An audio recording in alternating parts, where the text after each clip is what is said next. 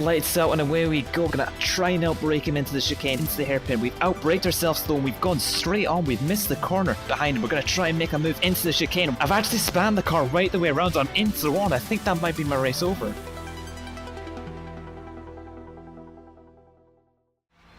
How's Matt here, and welcome back to the long-awaited return of the rFactor Ayrton Senna Career.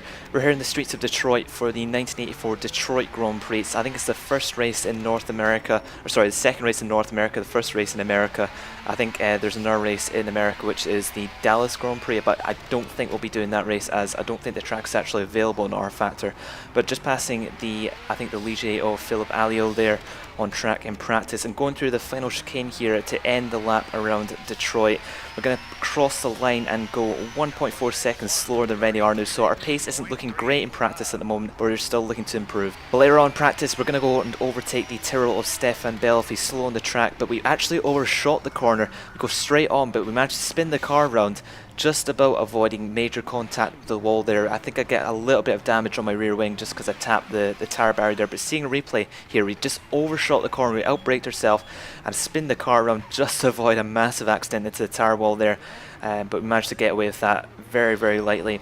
Heading into qualifying though, I didn't actually record qualifying, my recording actually messed up during this session, but this was the end of my qualifying lap. I did a few changes to the setup before qualifying, and I made the car a little bit quicker, but it was a handful to drive, I would say, and the conditions in Detroit actually were pretty hot, so I think the tyres were overheating quite massively. Heading into the final chicane though, it's a very good lap. I think we're just about off provisional pole position at the moment, but powering onto the line, and we're going to go quickest by just over a tenth. But once again, the other drivers improved their times quite a lot for the rest of this session. Niki Lauda took pole with a 1:31.5, half a second quicker than his teammate Alain Prost. We slipped down to 9th position after everyone had done their times, and we're only 2 seconds off pole, so once again we actually slipped down the order at the end of the session, which is a bit of a shame, but it's going to make for an exciting race. But it's now time for the 1984 Detroit Grand Prix.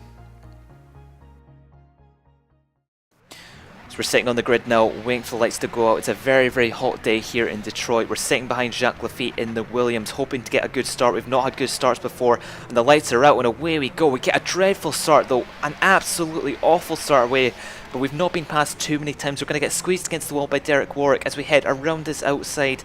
We're going to blip the throttle to try and get as much power out of this corner as possible. We're now sitting behind Keke Rosberg, hoping to make a move down the inside. We go down his inside into the right hander. We're just about make the move stick as we now sit behind Nelson Piquet as we head up the hill through the right hander. It's a very long circuit here. We're only heading through, I think we're still in the first sector here actually. We lose a lot of time to the Brabham there. We're just not got as much acceleration out of that corner as we really can. This car is really lacking in straight line speed, and it just shows it on this circuit. But we did actually gain a bit of time on the other cars. I put a little bit more downforce on the car after qualifying just to make it a little bit more controllable. The heavy fuel load will actually help the car a bit as well. It's just the car in qualifying fuel is quite uncontrollable, and it's quite a handful to actually drive, which is why we're a little bit quicker in the races usually compared to qualifying. But heading through the chicane here, we're right behind Piquet in the Brabham. As we head down the straight though, we lose a lot of time as usual heading down into the hairpin. We're going to actually try and make a move on Piquet from very, very far back. I don't think I was planning that move too far in advance, because I think he just broke a little bit earlier than I usually do around this circuit. But we've closed up a lot to the 2 times world champion now as we head into the left hand hairpin before we head into the tunnel for the first time this race. Once again losing a lot of time out of the traction zone, but we're going to try and make a late braking move down the inside of Piquet, and we make that move stick just about, going a little bit wide, but we've made the move stick.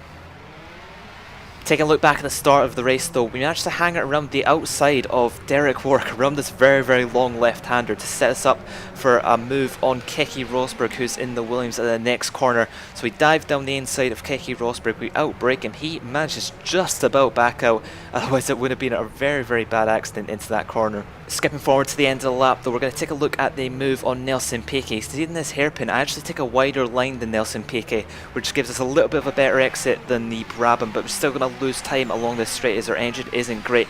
Gonna head down the inside of the two-time world champion though as we outbrake him, and we just about managed to make the corner and make the move stick on the Brazilian world champion. But skipping back into the action, we're behind Reni Arnoux. We've moved up to 9th position now, but we've had a massive kick of overs here heading into the tunnel. That's lost a lot of time to the Ferrari of Reni Arnoux. He's busy dicing with the Williams of Jacques Laffite as we head into the tight section of the track. We're not going to be able to make a move on this section of track. We're going to have to wait until the straight afterwards and the first corner. But we're going to get a decent run through the last chicane here and get fairly good traction on the chicane as well. So we head onto the back of the Ferrari now. We're going to switch to the outside. He's going to try and go down the inside of the Williams, but he's not managed to make that move. So we head around the outside just like at the start of the race, and we head around the outside of the Ferrari driver to make that move stick. But we're also going to try and make the move on Laffite as well, but we just don't have the room and the time to do that. As we head up the hill now, we're going to try and make this move as soon as possible. We're losing a bit of time to the leaders now as we cut our way through the pack. Now we're heading through the double left-hander. Can we make it down the inside of the Williams driver? Go down the inside, down to first gear, and make it down the inside of the Williams. We're now in 7th position behind Nigel Mansell in the Lotus. We've had a little bit of contact from the car behind, but we go around the outside of Nigel Mansell. We're squeezed against the tyre barrier, so we've had a little bit more contact heading through that chicane. But we're now eyeing up a move on Winkelhock in the ATS. We go down his inside as we head down the hill. We just about make that move stick. He turns in on us a bit and we get shoved against the side of the barrier, but nevertheless we're through up into 5th position now. We're cutting through the pack like Swiss cheese as we're all over the back of the Renault of Patrick Tambay. I think Theo Fabi in the Brabham has a problem, an engine problem or something like that. We're now close enough to make a move on Tambay and possibly Theo Fabi as well. We take 2 cars in one corner. It's a fantastic move from us. 2 cars in that one corner, and we've now moved up into podium position. And it wasn't actually long before we caught up to the 2 McLarens up front, Niki Lauda and Alain Prost. Niki Lauda's actually not managed to pull away from Prost, and Prost has actually managed to keep him fairly close, but we've almost spanned it through that last corner. The rear tyres are actually taking a beating around this straight track. You can see they're overheating quite badly. We're actually going to have to pit relatively soon for fuel as well, but we're on the back of Niki Lauda. We're not close enough, I don't think, to make a move anyway, but heading down into right-hander, we've almost spanned the car, and we actually have spanned the car right the way around just on the brakes. We spin the car around. I don't know if any cars are actually going to pass us, as I think we've actually managed to make quite a bit of a gap. Yeah, we're still in 3rd at the moment, but that mistake has cost us dearly in the fight against the 2 McLarens. But a lap later, the temperatures on the tyres, especially the rear tyres, haven't improved at all. They're actually increasing massively, but I've managed to spin the car right the way around because the tyres are just melting at the moment because of the temperatures.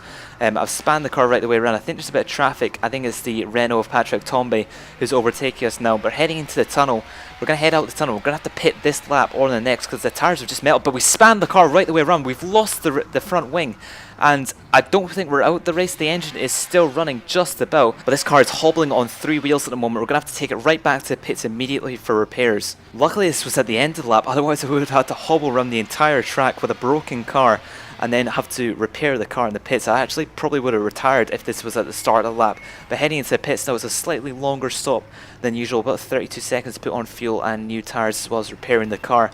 And looking back at the replay of the spin, I just spin the car under the throttle because the rear tyres just don't have any grip anymore because of the rising temperatures. Tambay just about manages to avoid us. He was heading around the corner just behind us at the time as we head down out of the tunnel and we spin the car on the straight. I don't know what happened. I think I let off the throttle. Because of that, the car just spun. Like, I didn't expect that to happen, but it span and I lost my front wing, which was a bit of a shame. Obviously, coming out of the pits now into the race, I've obviously lost a few positions because I don't think any drivers have actually pitted yet. It's fairly early to pit, and I'm all the way down to 24th place in the race. It's going to be a massive comeback job, but there's a huge crash up ahead. There are 2 cars lying off the side of the road. I believe the might be the Brabham and the Benetton. I'm not sure what drivers though, but there was a huge crash there. We're going to have to look at the replay of that. I'm really not sure what happened. You can see up ahead, Jonathan Palmer has actually lost his rear wing, so he was obviously involved in an accident too. But it was a fairly big pile-up. We've actually got to rely on crashes and pile-ups as well to come back into the race. We're in 19th position at the moment. We're almost lapped actually by, I believe, the leaders of this race, probably one of the 2 McLarens. But looking at the replay of this crash, the Benetton comes through the corner, hits the driver in front. I'm not sure what car that is, but the Benetton acts a bit stupid, to be honest. I don't know what the Benetton is doing. Other cars come in, pile into that car, they damage their car, another car comes in, I believe that's the Brabham of Piquet, he comes in, loses his front wing, then pulls off, I think he pulls off to the side to actually continue the race, but more cars pile in, and I believe the leaders at any moment now are actually going to pile through, but it's just a pile up. I'm not sure why the cars didn't slow down, they just accelerate. You see the Tyrrell there, just accelerating into the crash. I managed to, I think that was just me pulling through. I just about managed to avoid that crash, but the AI, and you can see the leaders pulling in. I think that is Lauda in first place actually gets crashed out of the race. He flips over the barrier and then his car just goes absolutely crazy. I'm really not sure what to say about that accident, but it's just incredibly strange. You can see how many positions we've actually gained from that pile-up. We're up to second now behind Winkelhock, and we have gained massively from that pile-up. And at this stage of the race, I actually thought a points finish in this race was actually fully possible. As we sit behind Winkelhock, we're going to try and pressure him into mistake. He's actually hit the wall. He's actually succumbed to pressure right there, and that's another position as we move up into 8th now. And I actually think a points finish is possible today if we manage to manage these tyres.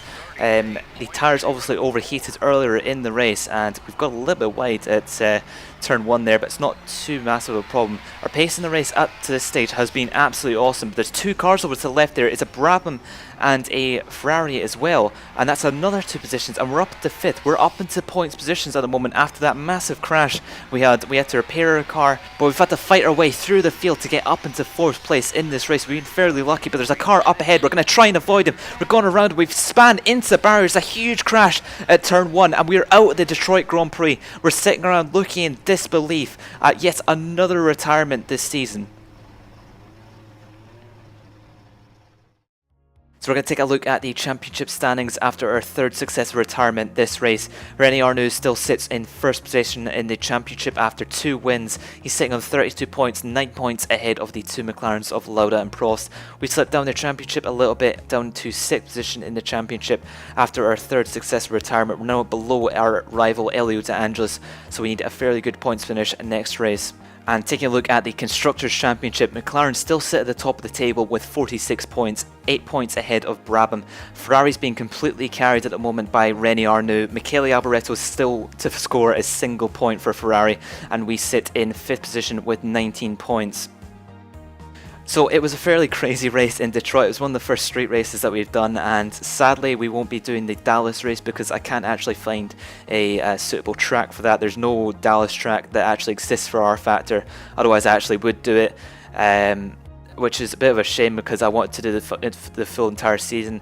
So basically what I'm going to do is simulate next race's results and basically put them into the table, so essentially it would class me as a retirement. So I'm not going to be scoring any points next race, but the AI will, just to make the season a little bit more interesting, because I do know that Senna missed, I think, Monza race this season, so obviously that will account for that. But the picture I put on the screen behind is the crash that made Niki Lauda retire. It was an absolutely stupid crash from the AI. I'm really not sure why the AI reacted like that. They sort of just accelerated into the crash instead of going around it, even though there should have been yellow flags. It was a bit strange, to be honest, but at the same time it was actually hilarious. Looking back on the replay of it, I was laughing my ass off at that crash because Lauda's car just goes absolutely crazy when it goes over the barrier. But at the time of doing this commentary, I have recorded up to about Brands Hatch, which is the next one. I do pre-record these and then sort of record them more often, then do the commentary a bit later, so I am ahead on recording, and I've not recorded Germany yet, so Brands Hatch will be the next round. I'm going to be skipping Dallas, of course, because the track doesn't exist for that. But I will try and get the next episode out in a week or two, so stay peeled for that. Thanks for watching, and I will speak later.